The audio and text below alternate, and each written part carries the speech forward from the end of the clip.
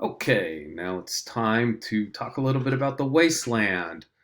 Uh, Referred to it before as the great bummer poem of the first third of the 20th century. The appropriate quotation for this poem might be some words from Eliot himself. If you aren't in over your head, how do you know how tall you are?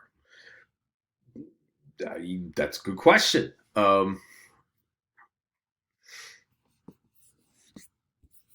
If you're not in over your head, do you have a greater probability of not drowning?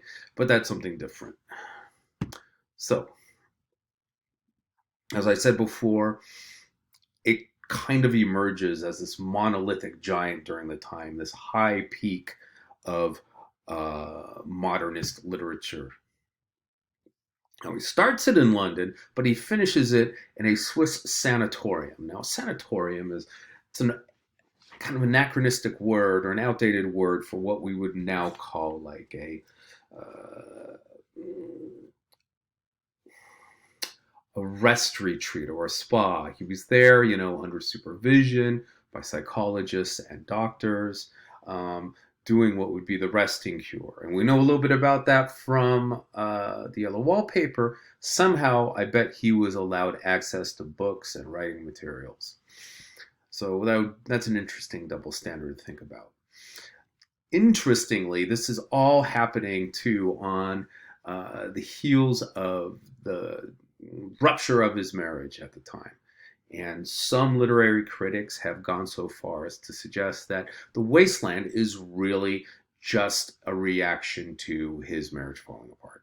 And wow, that's a bit of an overshot if that's the case. I mean, all of civilization is crumbling, and it's all coming back to um, a breakup, if we want to call it that. But it does kind of have the look of take someone who takes everything a little too seriously, perhaps. Still keeping the hairstyle, so you got to give them points for consistency.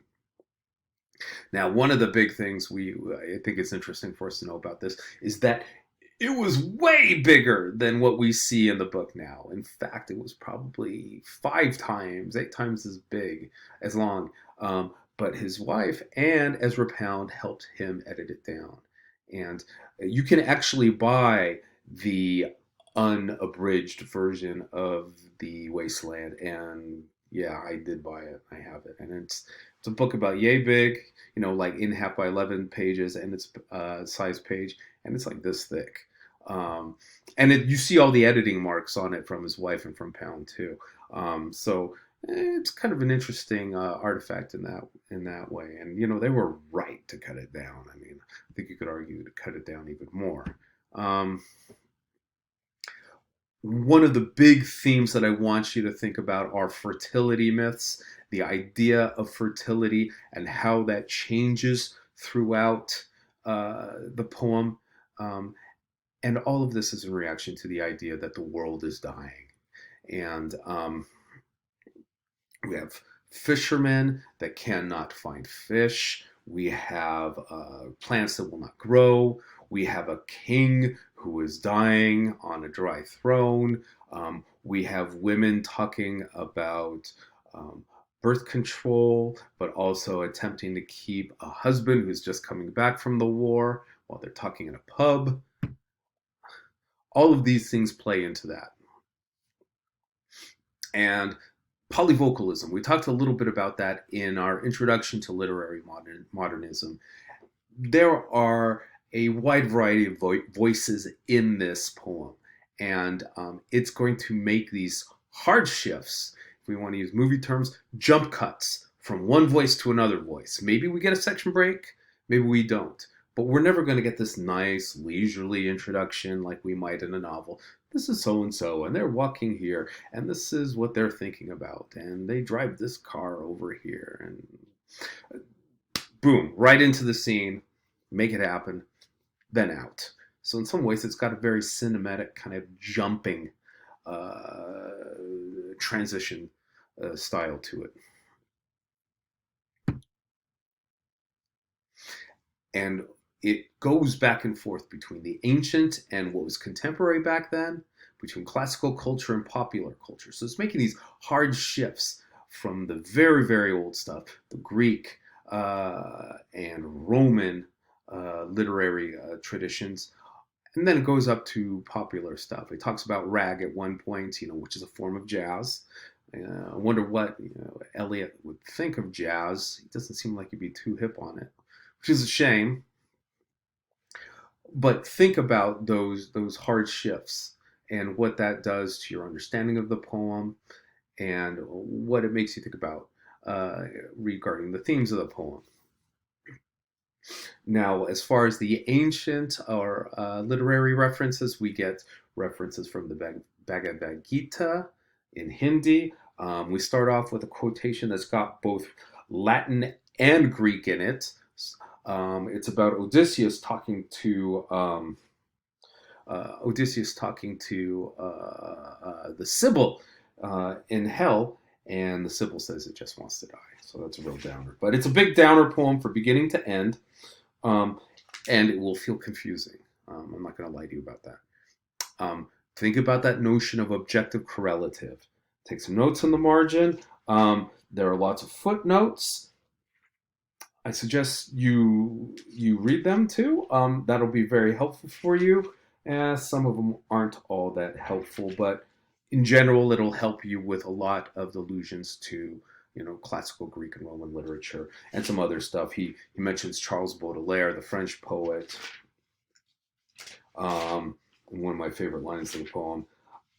And I will give you some other important pages for you to focus on because it is so long. I'd like you to focus your attention on certain sections and just kind of, read a little bit more quickly through the others. And again, getting the feeling of it is more important than understanding every tiny little maneuver going on. Because I'm going to tell you, there are parts that I really still strain with to pull meaning out of.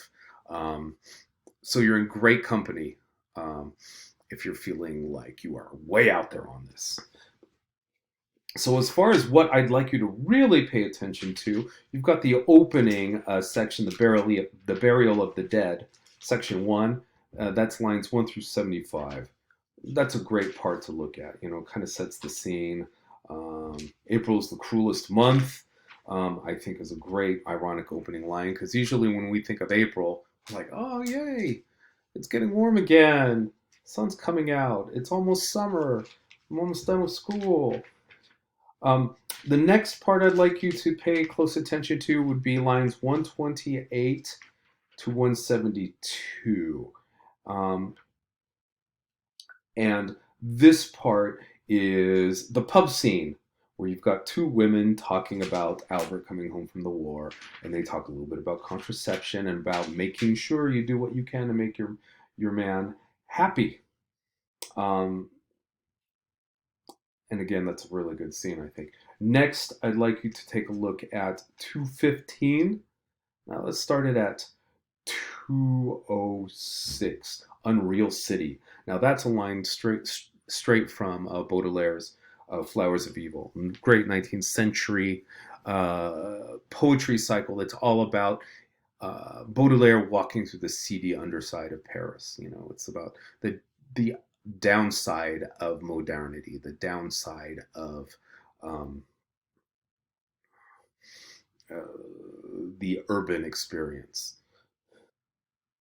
Now, I don't want to give too much away about it, but basically what you will see is a young man and a young woman have an encounter, a tryst of some kind, where they get together. I think in the more contemporary terms, we would say that they got jiggy, but the main thrust of this encounter is that it's kind of joyless and without, true emotion and connection. So it's another symbol of this breakdown of fertility and connection and the life-affirming forces of nature and human connection. So it's a really good part to read. And I've got a whole thing on Tiresias and how he relates to this coming up, but I'm going to give you more page numbers until before we get to that.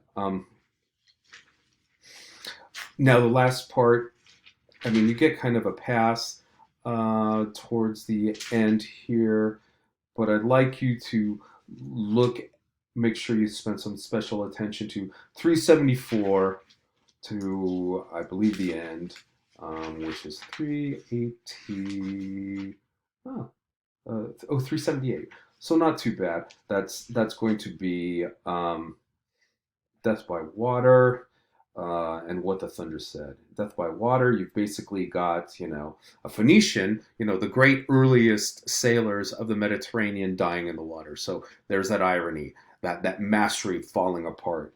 And then What the Thunder Said is really the culmination of the poem. And it starts with basically the scene in Gethsemane, where Jesus is going to get betrayed by Judas. And there are more imagery. There's more examples of imagery about things being empty and not productive and not fertile. And then we get a reference to the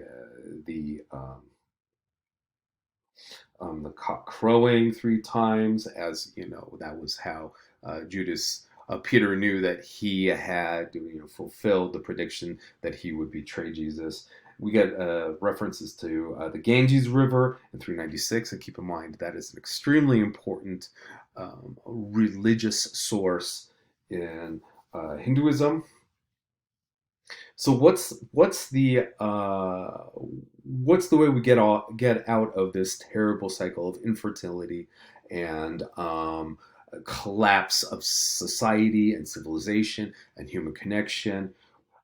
Interestingly, Eliot goes outside of Western literature and Western artistic practices to go to 3 Hindi words, dayadvam, and damyata, give, sympathize, and control. So it's an interesting move, to say the least, and it actually gets a little challenging to make that all come together. But again, go for the feeling of it.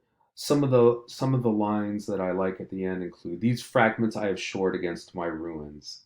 And in a way, this is kind of what the poem is doing in a nutshell. It's taking all these little bits and trying to make sense. And those fragments in Hindi are also the way to do that. So it comes back to these very human activities that can hopefully help restore the world. I kind of think the ending's a cop-out. I think he didn't really know what to do at the end. And I don't like it as much. But you know what? The ending is usually where most works of literature either make it or they don't. It's really easy to start something. It's really hard to end something well. Starting it well is a lot easier. Now, let me go ahead and jump back. We're going to talk a little bit about Tiresias, because Tiresias is watching this whole encounter between the young man Carbuncular. Carbuncle is another word for pimple, so it's not an attractive man. But Tiresias is important, watching this social and sexual encounter. Why is he a big deal here? Let's take a look. So we need to know a little bit about Tiresias. He's a figure from Greek mythology, and he's got a very interesting relationship to gender and sexuality. I'm going to move this picture over here. I think it's safe to say he's one of the earliest trans figures in Western literature. The transsexual nature of his person was brought on by the gods, so it was involuntary, but he does end up learning from the experience. So he's on the Peloponnesian Islands, on Mount Selene, and a young Tiresias, a boy or young man, comes upon a pair of copulating snakes. He's like, ooh, or whatever. So he hits them with a stick. Not the brightest move, right? Snakes, you don't want to mess with snakes anyway. If they're in the middle of having sex, I think that would make them even more angry. The goddess Hera was displeased by this, and she immediately punishes Tiresias by transforming him into a woman. And we'll pick this up in the next video.